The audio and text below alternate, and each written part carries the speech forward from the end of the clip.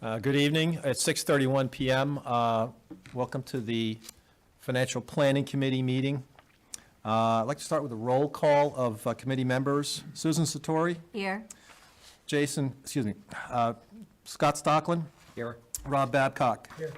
Ken Picard. Here. John Rappa is here. We have a quorum. First item on the agenda, public comment. Any public comments? We have no one physically in the room.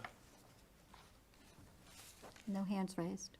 And there's one Zoom attendee, and there's no hand raised. Okay, all right, so we'll move on from that.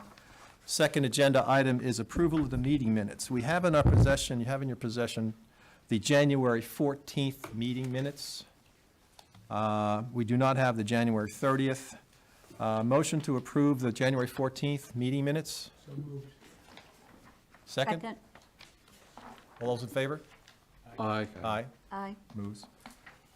Since we do not have the January 30th meeting minutes, a motion to move them to the next meeting when we have a chance to receive them and review them.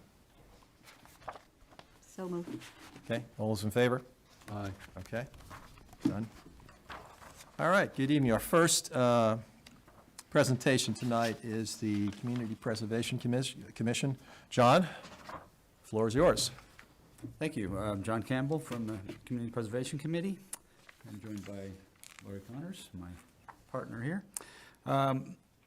We wanted to present the articles, the applications that we approved to go forward to town meeting this year. And before I proceed, I handed out a chart, which is a little preview of what we accept. Can you give me Stephanie? Of what we traditionally present at town meeting, and it's a pie chart of where our CPA money has gone since it was initiated in the town back in fiscal '06. And what you notice in the chart immediately is that the large majority of our CPA projects have gone toward open space and recreation, which is not a bad thing.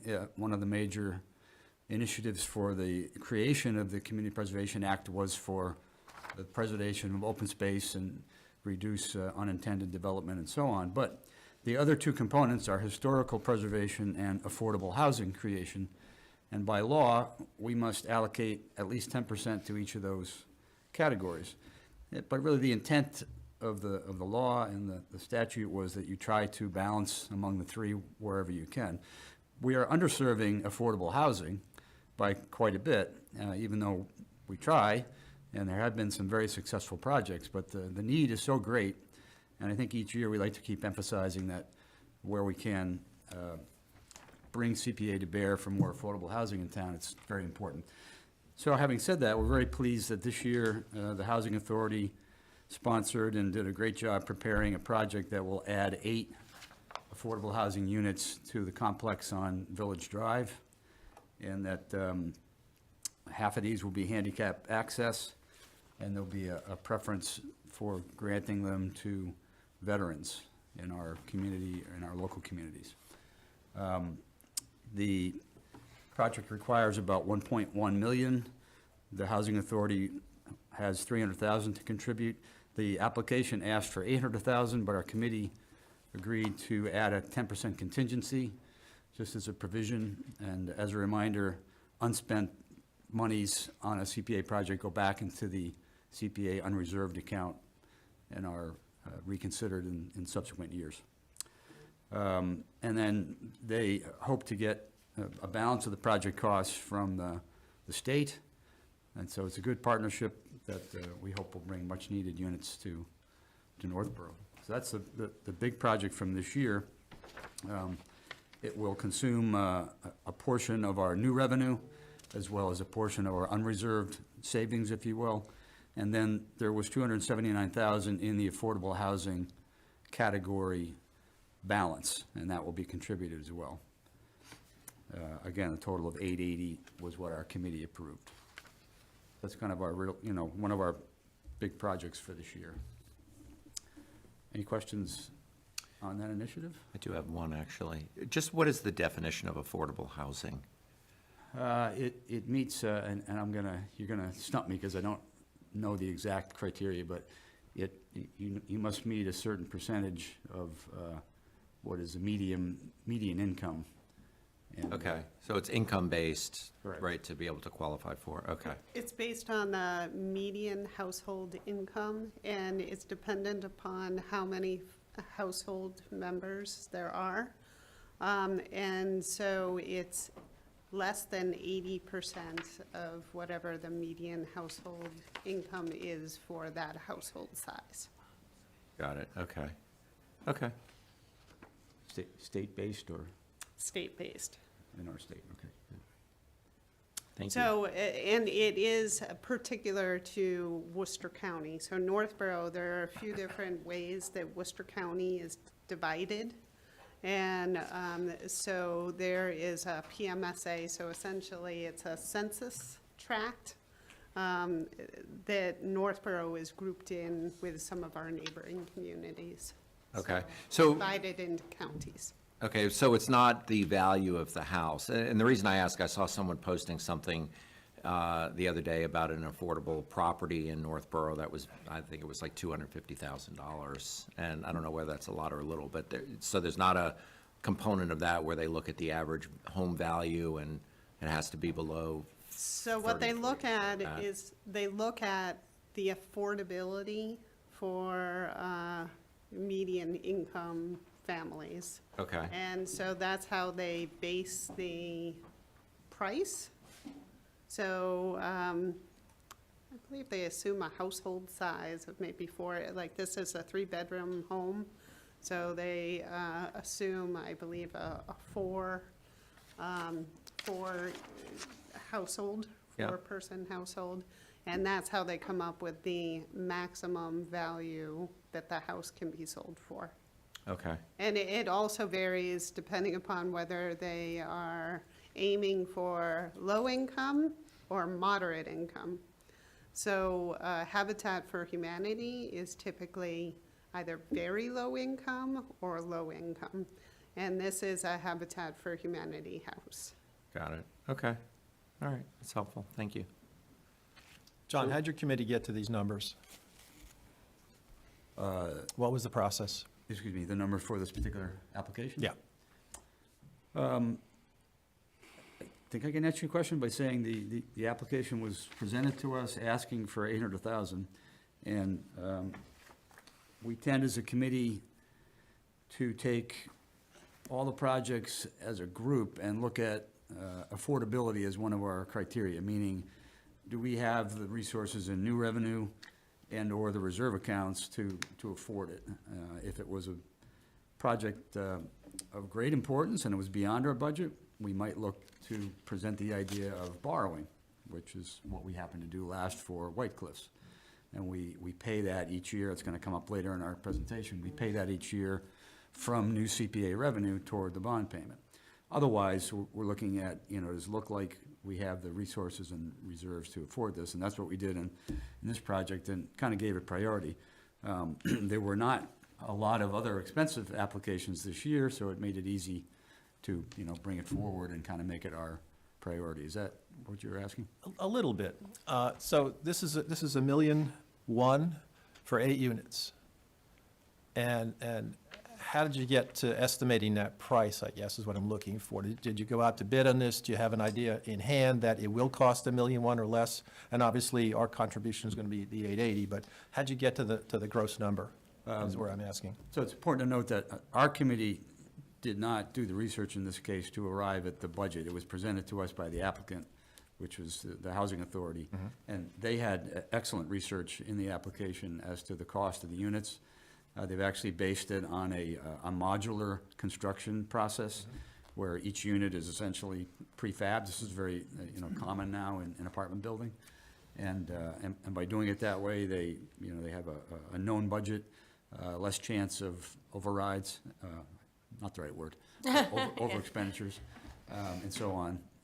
So to be honest, we were presented with what was a really great set of data, and we didn't question that they got to it. And more importantly, they felt like they had secured support from the state, whereas if you remember a few years ago, you might remember we tried to bring forward a project for affordable housing units.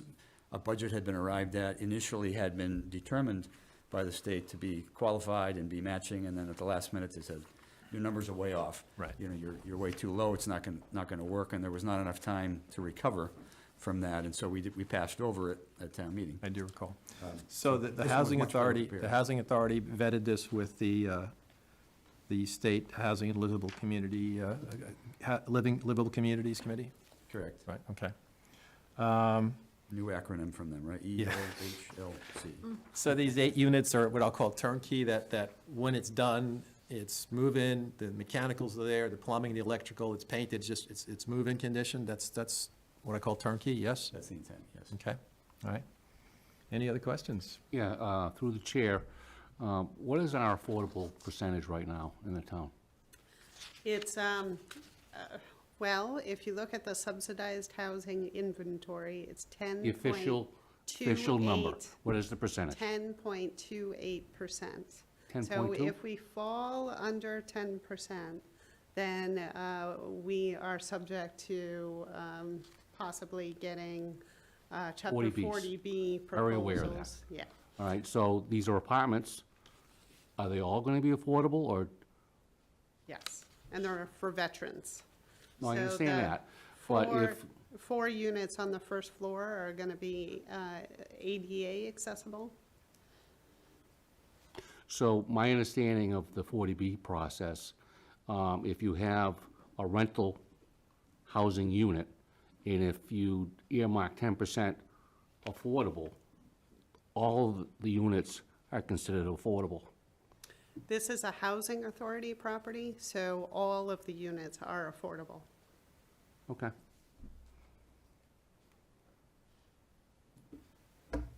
Looks like you're going to put a good dent in the affordable housing for a change. Yes, yep. I'm pleased to see that, and we need to continue to promote that. I Yeah, mean, it's- looks good. And John, on Village Drive, the lot where this is going to land, is it towards the back? So if I'm standing in the library parking lot, it's towards the back end, yes? I actually have a map, Good. so I can show you. Unfortunately, I don't have multiple copies, so. Pass that around. This is the proposed structure.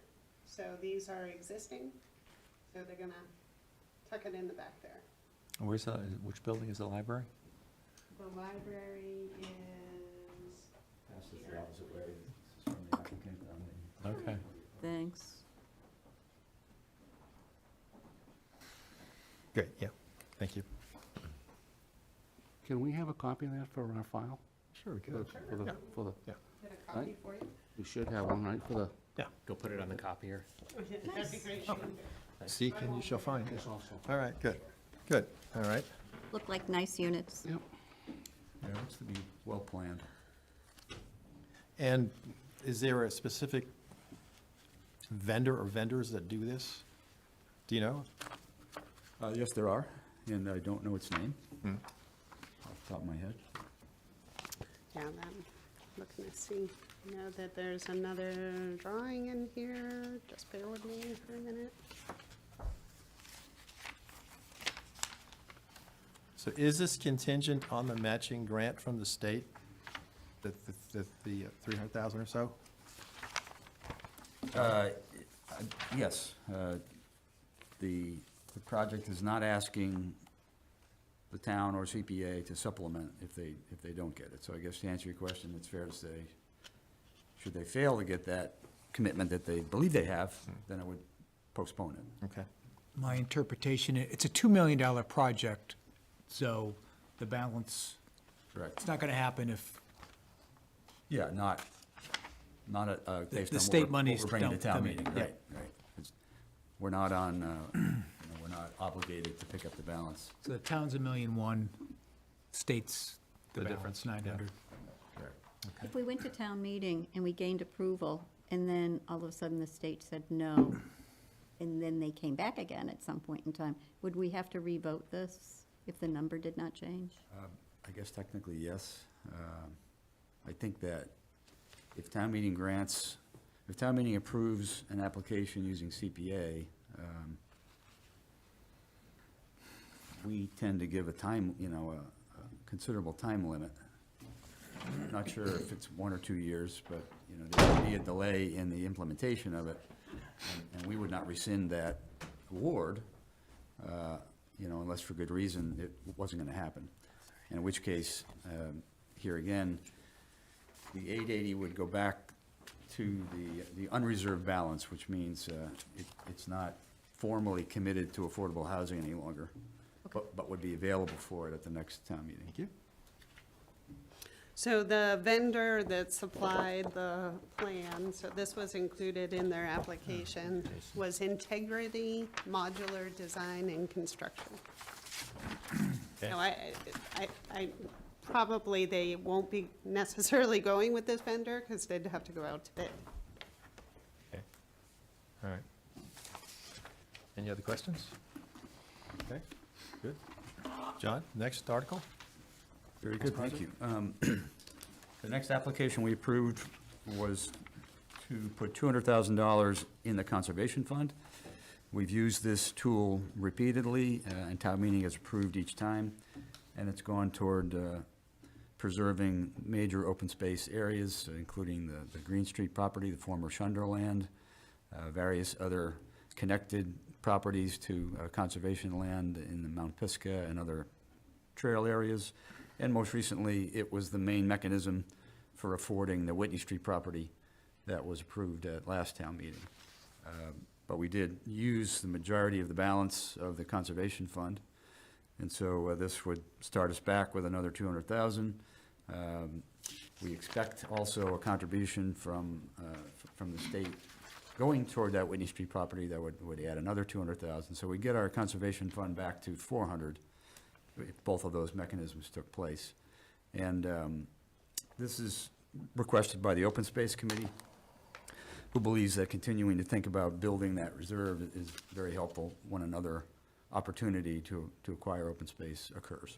So it's, again, been a very effective mechanism. By having it in the Conservation Fund, we can act more quickly without waiting a full year's town meeting cycle.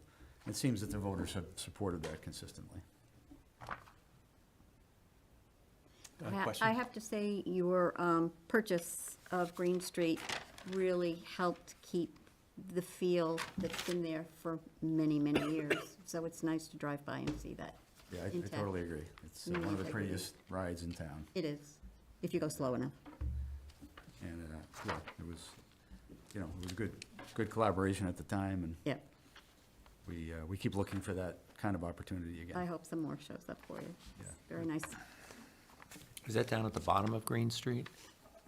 Correct. It's very nice. We take our dog there. When you take the Yeah. bend in the road, and Yeah, yeah. whether you're coming from above or below, you see the meadow outside. And I don't know if it's a formal arrangement of who cuts the hay now, but it happens consistently enough that it never appears overgrown. No, And, there's a trail across it and up into the hill to the side.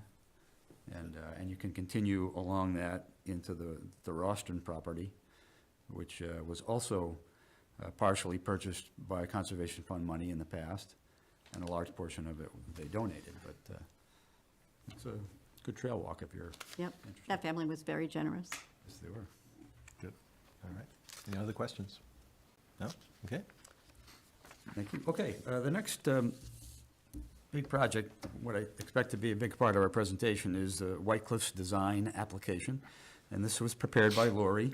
And the application itself is for $93,940, and it is for the engineering and architectural design study for how to remove the additions to the White Cliffs property, the non-historic additions, if you will, the large kitchens and so on, which from the beginning of the analysis of White Cliffs and what its future uses might be, the recommendation has always been, you most likely should remove those additions, unless somebody at that time had bought the property and wanted to get the kitchen going again. That didn't happen.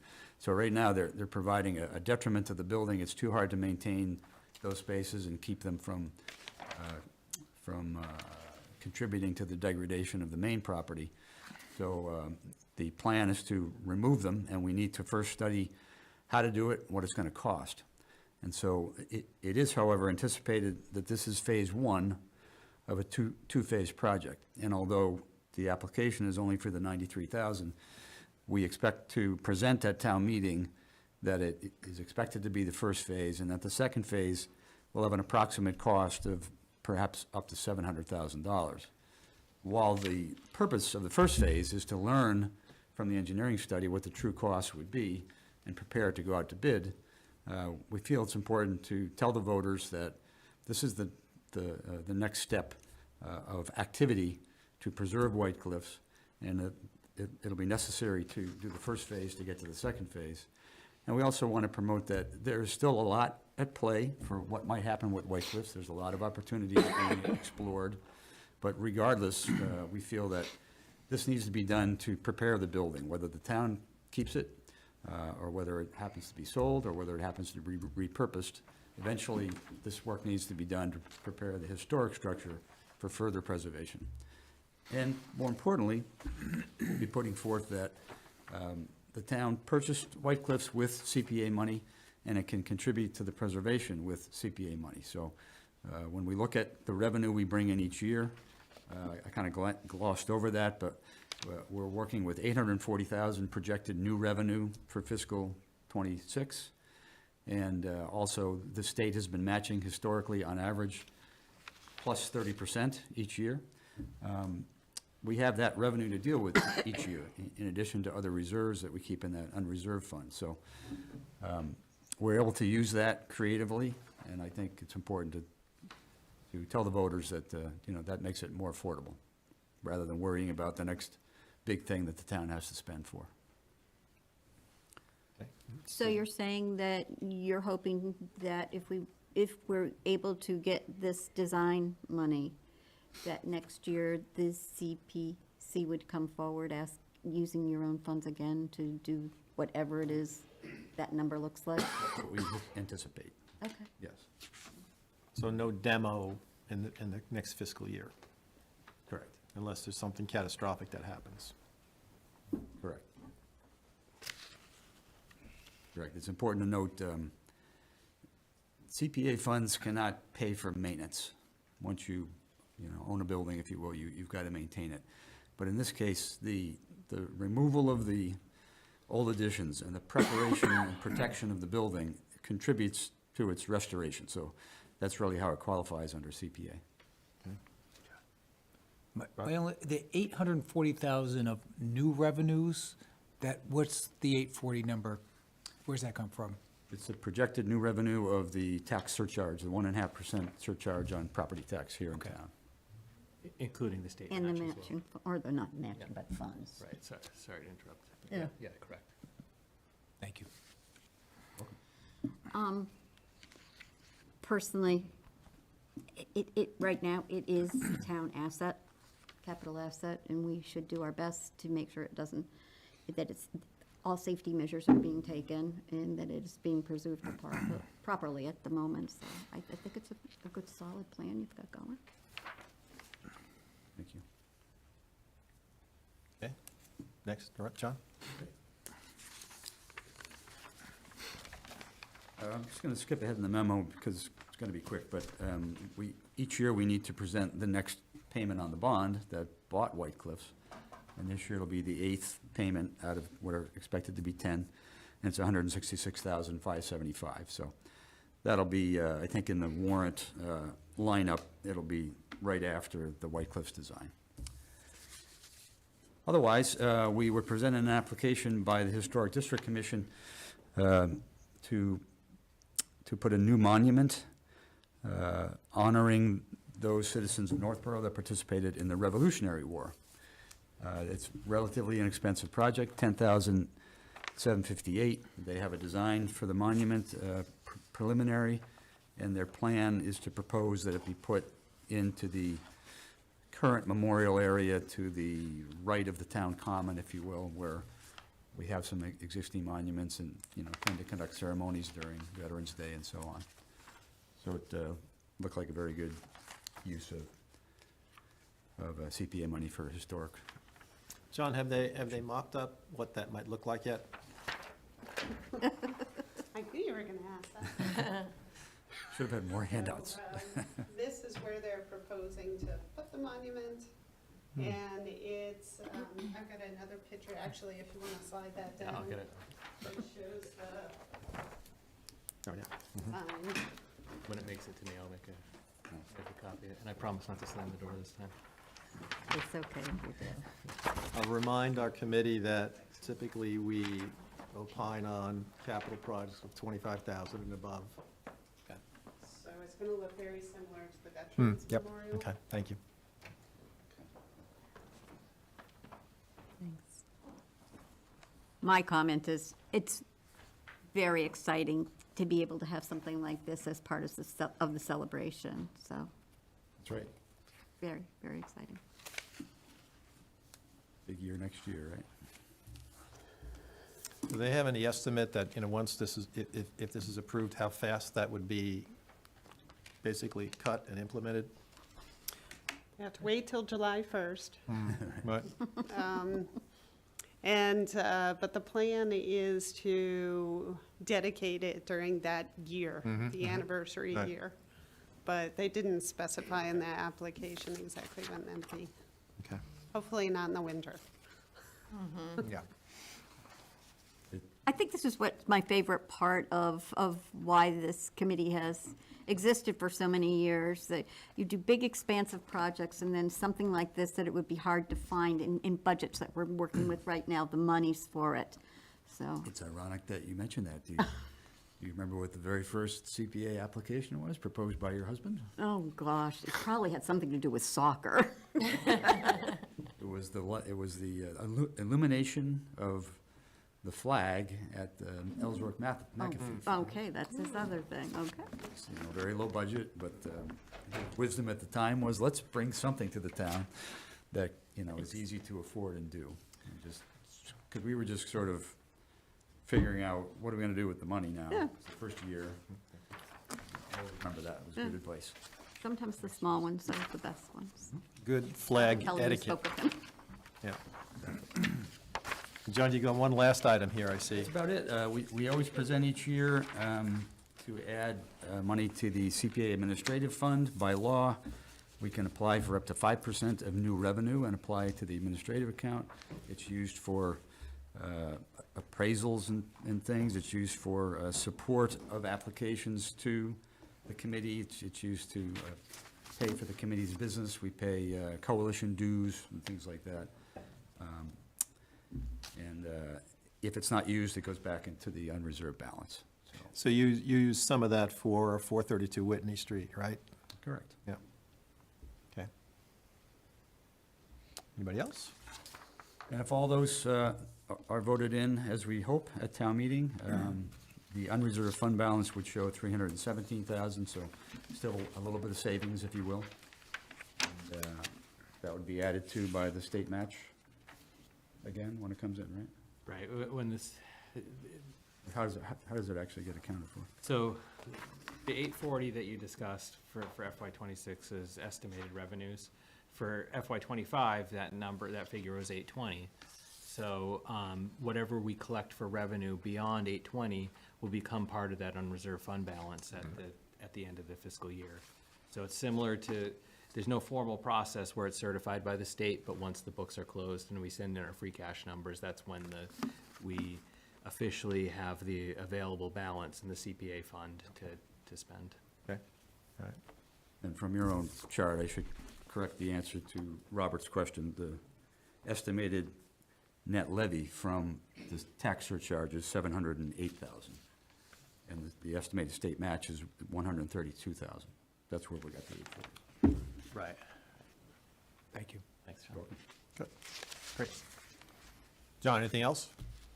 No, thanks for your Thank you, support. thank you very much. Lori, you're up. All right.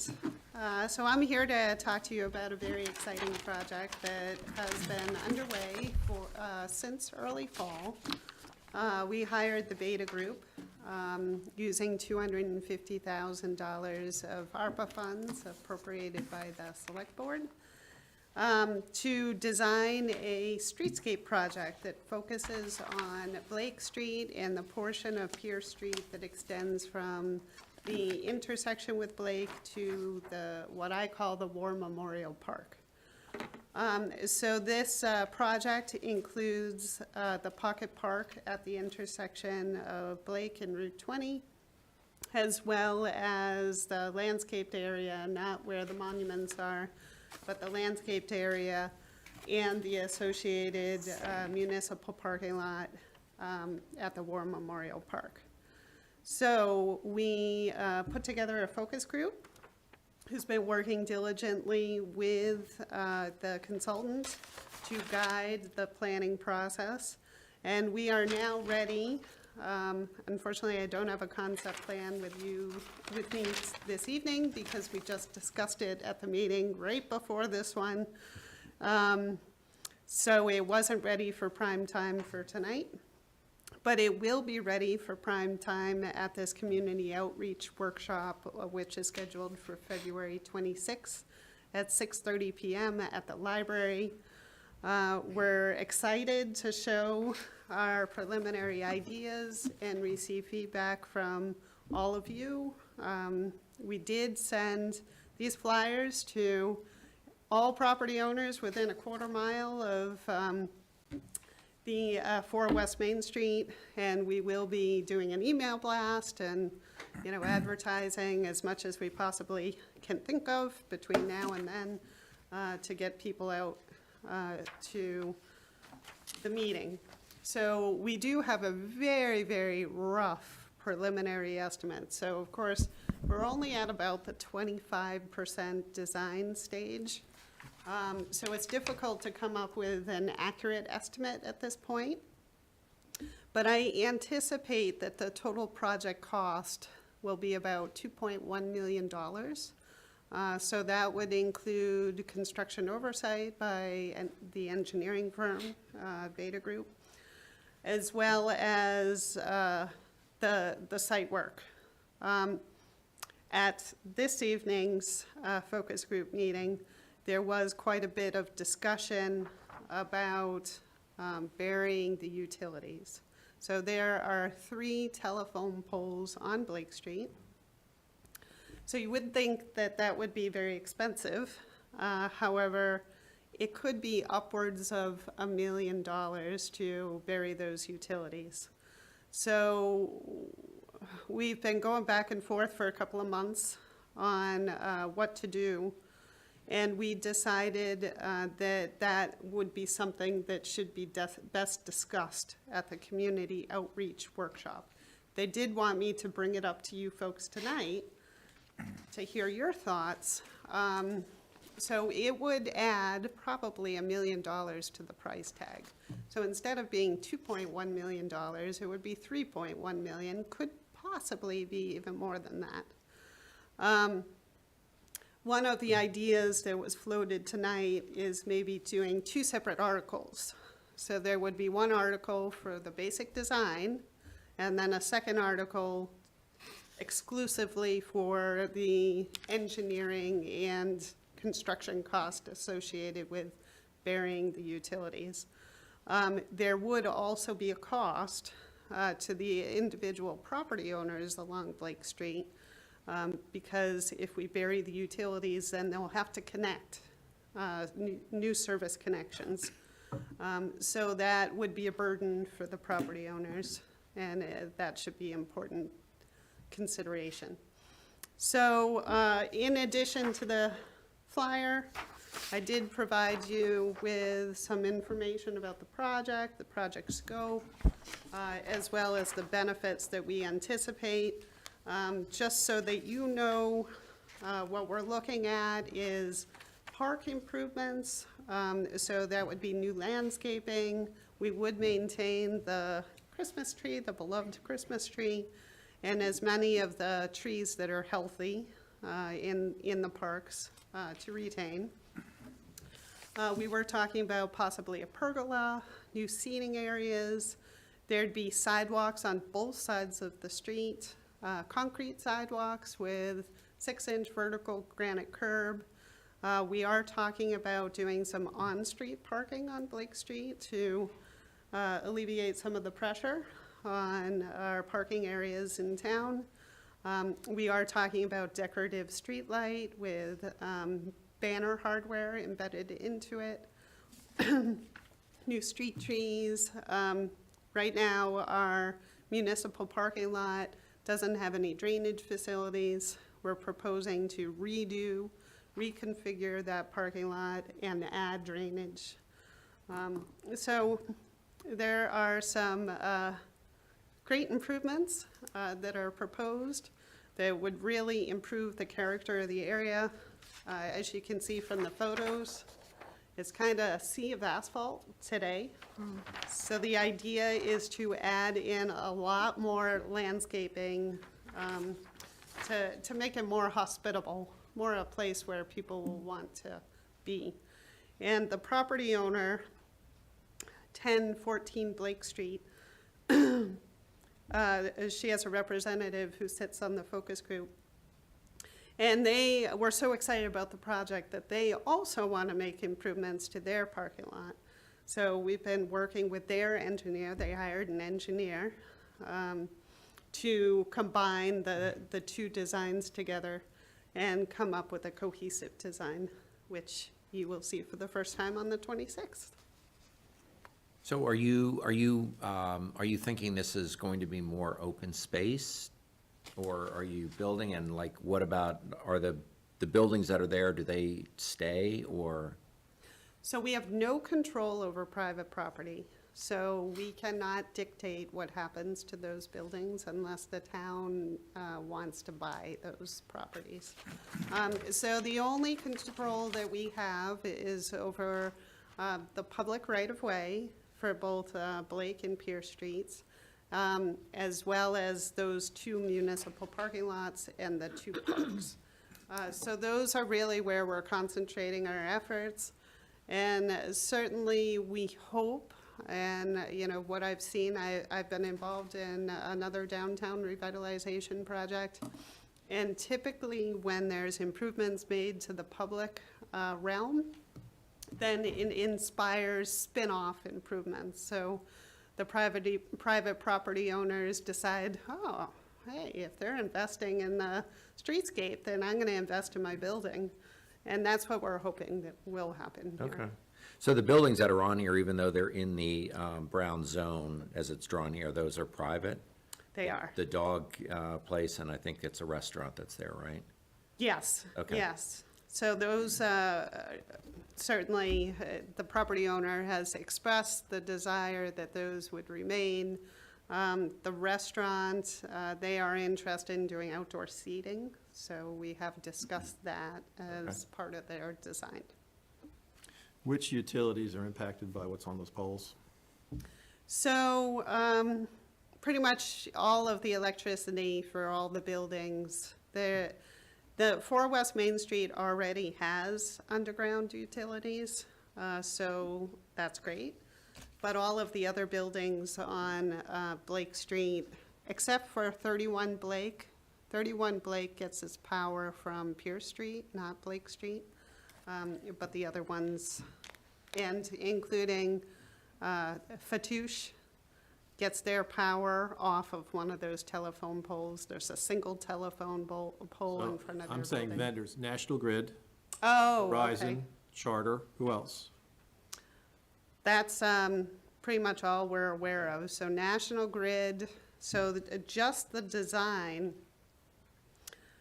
would be about $52,000. So that was the price that we were quoted. Verizon's cost is about $2,000 and National Grid is $50,000. That's just to do the design to come up with a solid cost estimate for what the work would cost. So if that were to move ahead, who does the trenching? The town, all three of those? Who gets to pick who digs the ditch? Well, of course, to a certain extent, National Grid dictates who does what. So our design firm, Beta Group, has done a lot of downtown streetscape projects, and we were just talking about this at our focus group meeting before this one.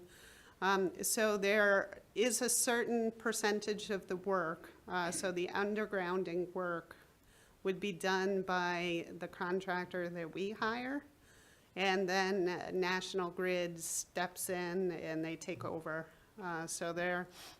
So when I'm talking about the undergrounding work, I'm talking about installation of the conduit, and then National Grid would do the particulars, they pull the lines and whatnot. And they'd have to certainly trench into the houses and buildings on that street also. So it's a big undertaking. It's a big undertaking, and of course, we can't use public funds to pay for private Understand? projects, so we wouldn't be able to fund the services to Right. the individual property owners, so that would be a cost that they would have to bear. In my experience dealing with guys like National Grid is they move at glacial speed. So Yes, that's going to be a gating factor. If that's your critical path, you're going to have to sit there and wait until they show up.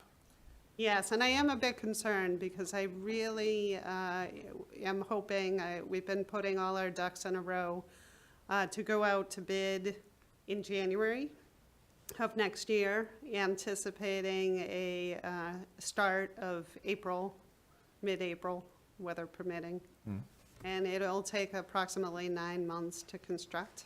So I anticipate that'll bring us to December of '26. Not including the power situation, the pole situation. That Right. does not include the undergrounding. Seems like with the environmental impact, $1 million plus the impact to the buildings around there and the time factor, you know, if you had an extra $1 million, you could use that for someplace else as opposed to, okay, the poles are there, they're all over town, live with it, you know. Do what they did in Shrewsbury. They wrapped them in, passed it the other day, what'd they call it? Almost looks like neckties or scarves. But anyways, I digress.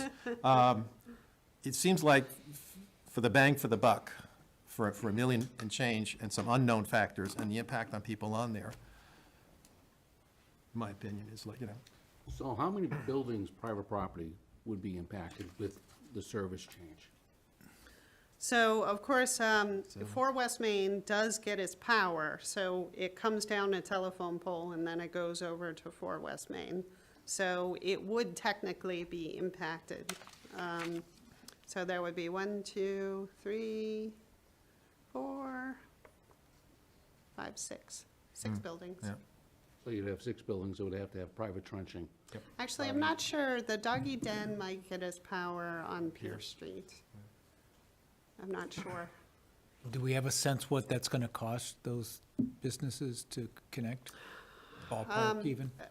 Of course, we had that conversation this evening, and they said, you know, actually, I probably shouldn't say it out loud, because they were not comfortable with the figure, and I know that this is That's fine. Yeah. televised, so I don't want to upset people No, that's fine. when I'm not confident with the dollar figure.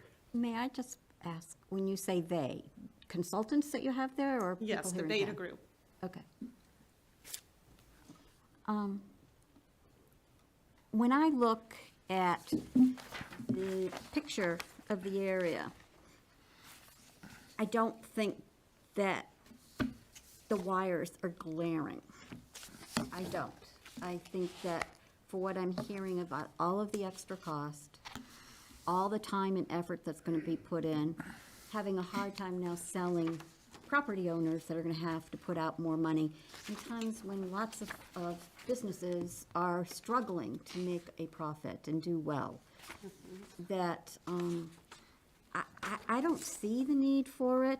I do see this brown area, and I am very excited to see that you're going to put a pretty new face on it.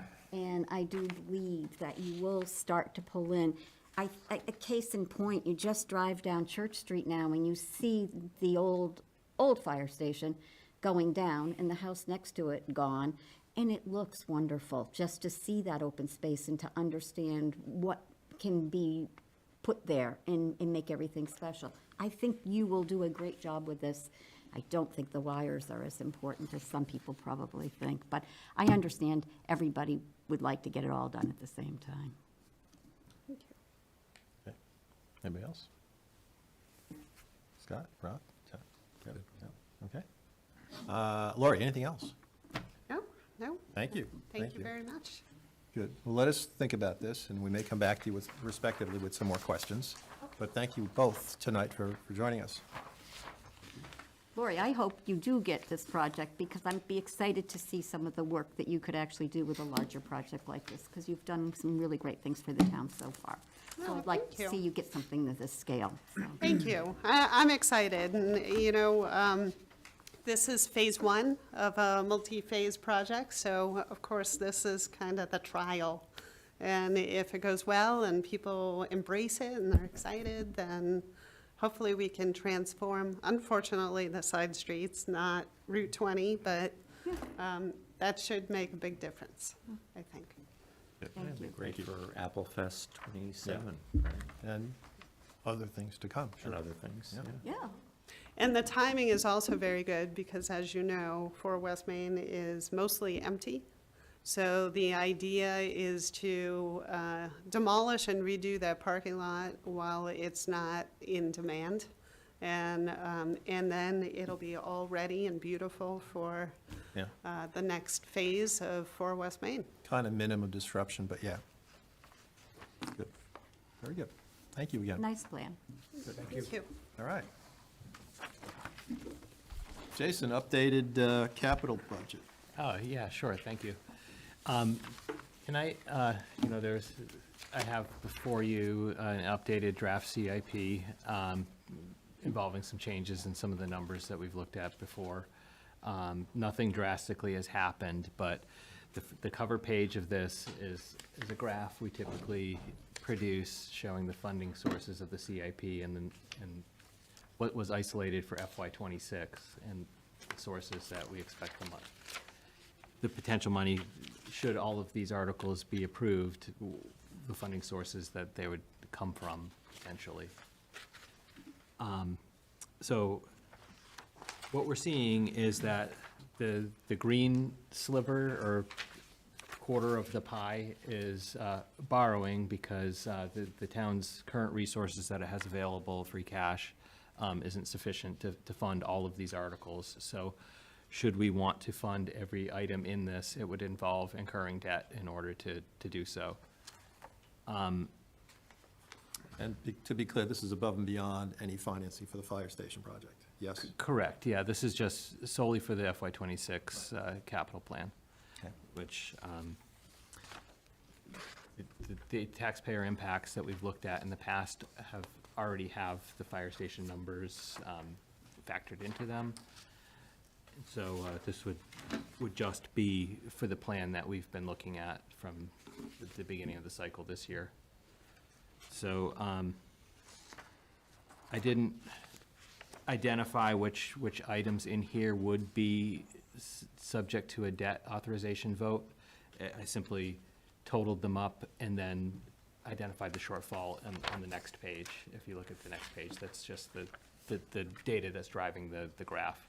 I presume when we start drafting our report, like we've done in the past, we'll identify sources of funds for each of these articles, what's free cash, what's from reserves, what's from debt, et cetera. Right, and I think, as we get through the process, we'll identify which items in the capital plan are best suited being funded with debt rather than free cash. Last year, again, we had a similar circumstance where it was the fire pumper truck that was funded with debt because it was the largest single item in Right. the capital plan. I don't want to reach too far back, but over the summer, there was the financial summit where we did financial projections and looked at our debt policy. And that debt policy calculation, to say that we could comply with it, it would be accurate to say that we could fund this debt and stay compliant with our own internal policy for debt. Whether that's determined to be affordable by taxpayers, that's another question. But on the debt policy that this body was responsible for helping craft years and years ago, that is part of the town's financial policies that have helped it maintain a strong bond rating and achieve in prior years, the GFOA budget award and so forth, having these financial policies. It has, it complies with that if we were to do so. So we're looking at over 8 million in capital projects, roughly?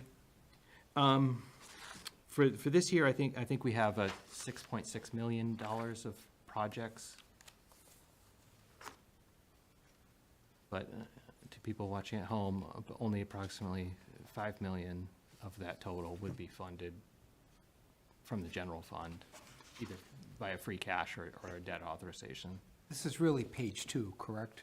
Yes. Yeah, we're talking page 2. Yeah, so So page 6.5. one, if you were to add all of these sources up, it would be the 6.6 million that's shown on the next page. In the way you've allocated it, it's 550 tied towards an ambulance for borrowing to make up the shortfall. Correct. Just Well- as a way to look at it. That's typically how we funded ambulances every year in the past. It's paid from the ambulance revolving fund, so the claims and the payments that go to the ambulance fund pay for the ambulances. So we would authorize that as debt, the $550,000 that's proposed for the ambulance. It would be a debt authorization, but the debt service would be funded from the ambulance fund. So that's why it's backed out into a separate column on this second page. Thank you.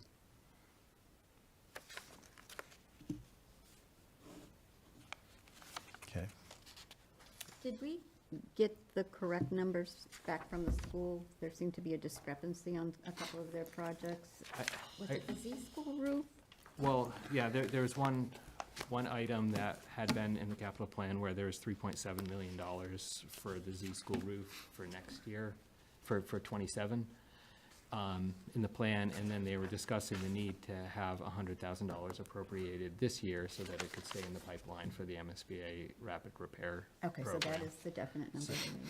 So, yeah, if you look at these numbers here, I've edited them to include the $100,000. It's the last item under the school's K through Yep. 8 toward the bottom of the I page. see that, yes. So that's where the $100,000 came from. There is they discussed a project where they hadn't assigned a cost to it, so that's not included here. So have not heard back yet with a price for that. That was for security cameras at one of the schools. Other than that, I think that their numbers are the same as what they presented that night. And again, we're waiting for that number to crystallize, I guess, Okay. with the school's All right. security. Yeah, and then there are some changes to some of the public works projects that were in here. That notably, I think that there's some that were moved out of the facilities plan because they were handling them with some in-house and being from the existing article that we have for the town hall. Okay.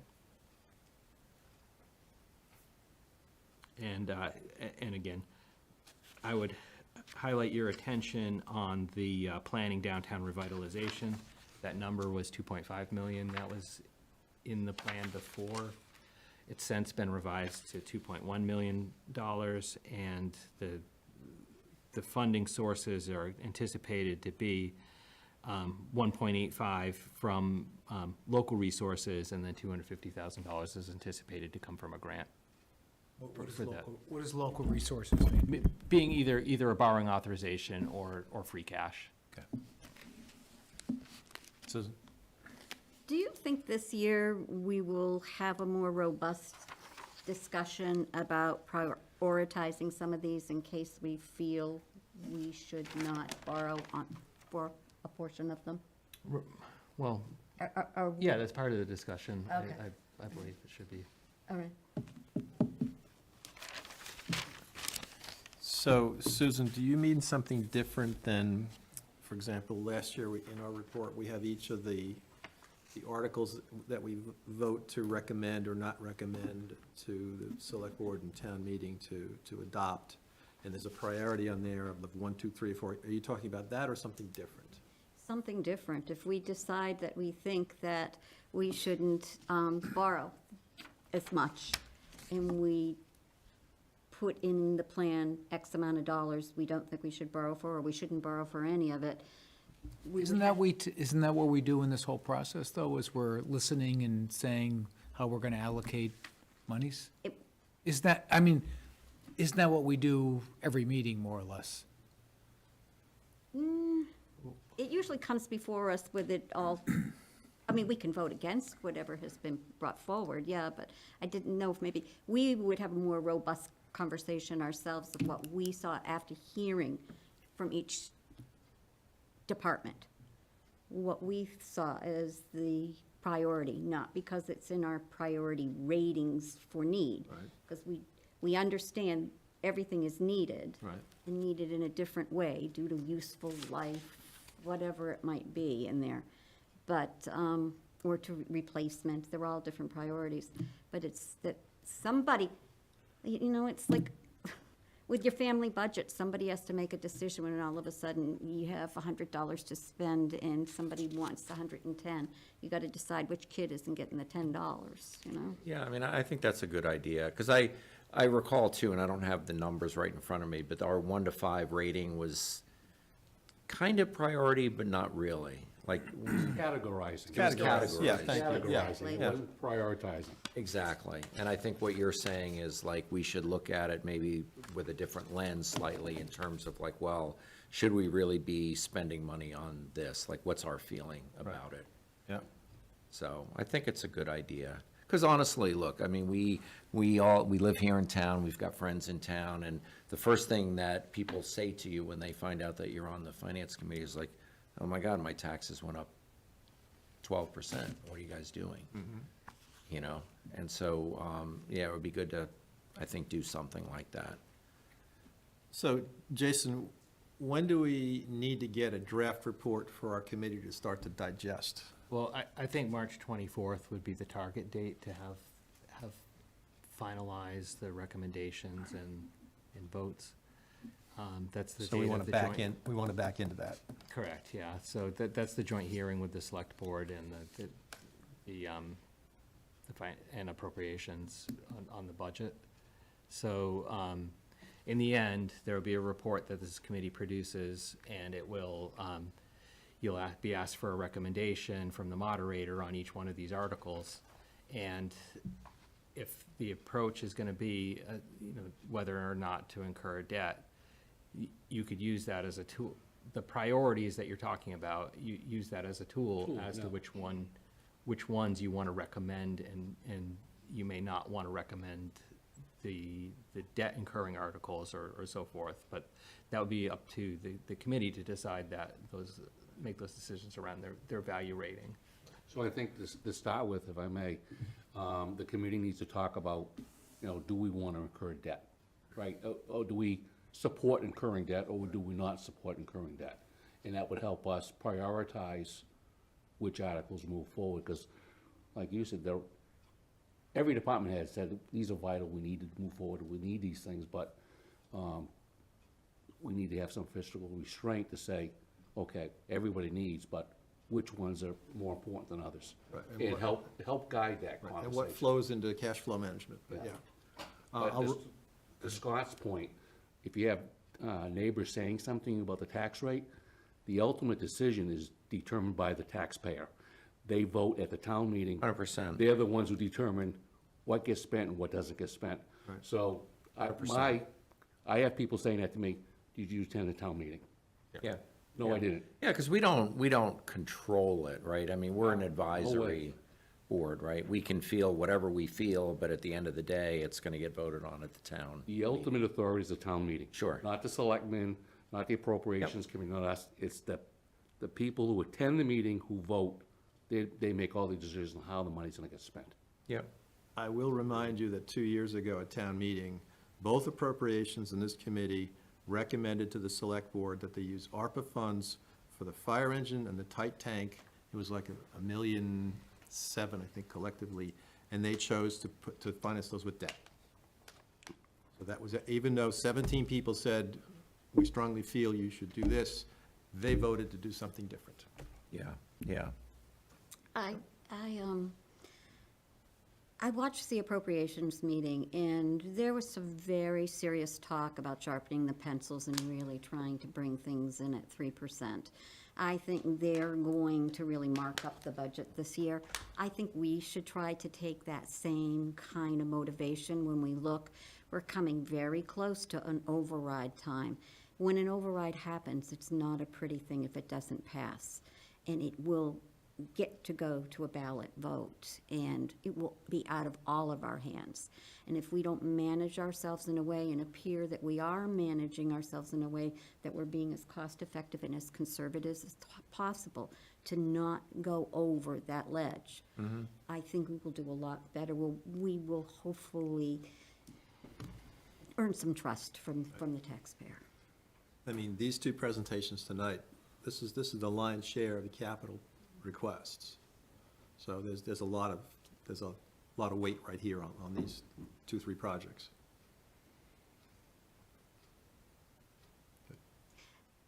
The CPC are from surcharges. Yeah. And until somebody decides to not do that anymore, the surcharges are there.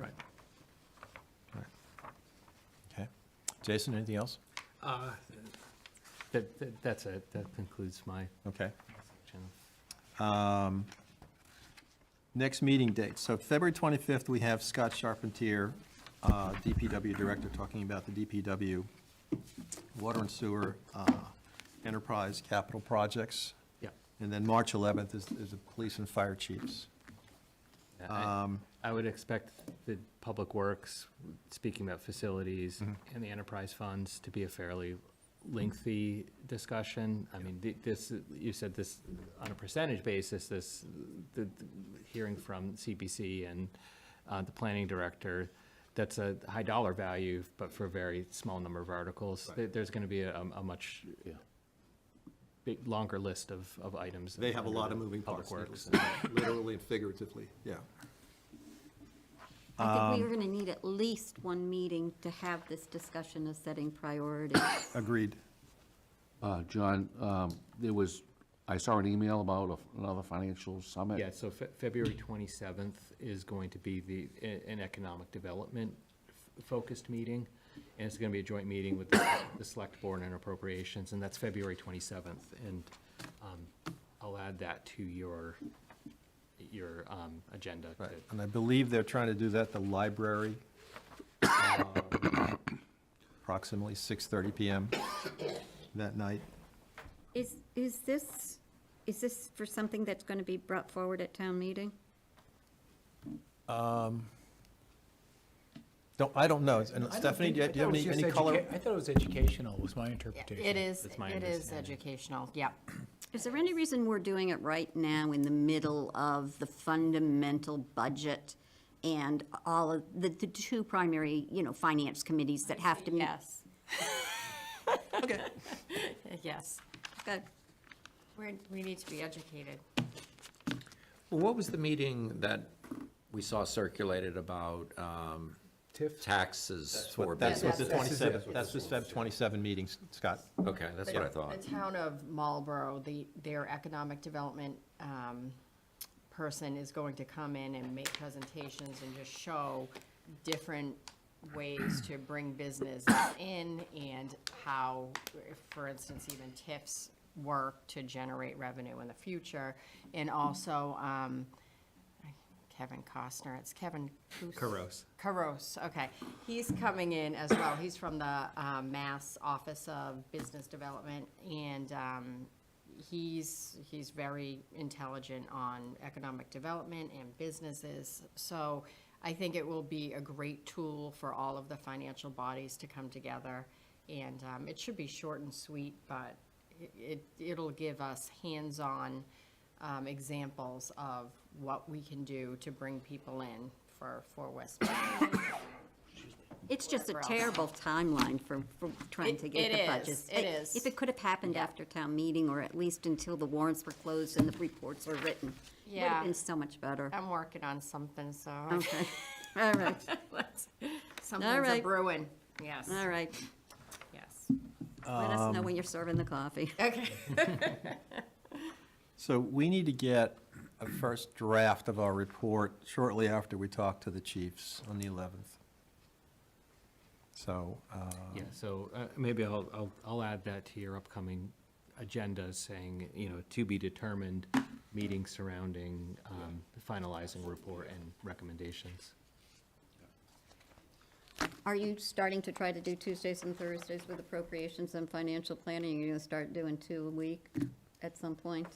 Well, this week, No? I'm starting to this Yeah, week. yeah, But okay. that's not the hope is to not have that. Okay.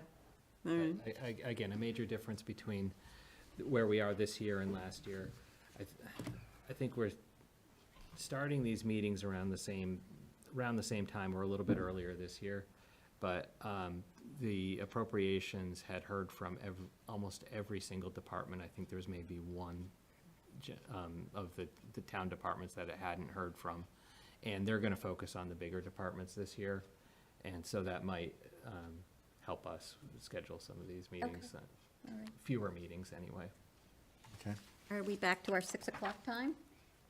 Yeah, and again, thanks for the flexibility of starting at 6:30 tonight, but it was really driven by the planners of town, the plan director's availability because of the focus group Okay. that was leading up to this. So anything else, Jason, No. Stephanie? Nope. Okay. Any other business? Susan, you had mentioned something at the last meeting about what costs has the town incurred for maintaining the capital projects we have that aren't municipal buildings such as 4 West Main and the White Cliffs. I think it's appropriate when Scott Charpentier comes in, I'm sure he'll give us some color on that, and maybe we bring it to the table at that time. I raised the issue, yes, and Steph was nice enough to send out some memos that she had of some of those kinds of expenses. And I had a conversation with her, and I came to the same conclusion that when the facilities director and Scott come, that would be the best time to ask those questions. As long as he's aware, so he's prepared. Yeah, he must know by now. Yes, yes. No, I'm just saying, it's just, Yeah. you may be asking about trucks and that type of stuff, but to make sure he can answer those questions. Okay. We'll make sure he knows, Wealth right? of Yeah, he'll knowledge, know. yes, He is, yeah. he is, yeah. Any other business? No? Mr. Chairman, I make a motion and we adjourn the meeting. Second. All those in favor? I Aye. Meeting's adjourned at 7:38 PM. Thank you all.